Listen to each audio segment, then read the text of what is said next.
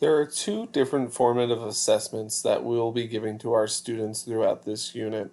The first one is going to be talking about um, just a simple reflection for students to do. And once again, everything is going to be based out of our Google Classroom. So we have formed a question for students to answer, and it's right to the Google Classroom, and it is, how are you feeling about the topics we have covered so far in the civil rights movement? The options are, I feel okay with the topics and knowledge, I'm excited and can't wait to keep learning, I need to go over some things a little bit more, or they're simply lost. Now, I really like this formative assessment because it is, number one, anonymous.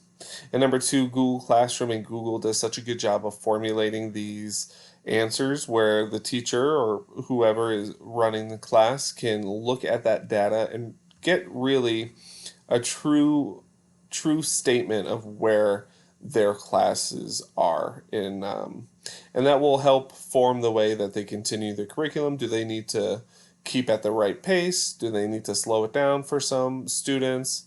um, and then the next formative assessment would be using Kahoot, and we have posted that on our Google Classroom, and we'll just click here, and we have a civil rights movement, and super fun, super easy to use.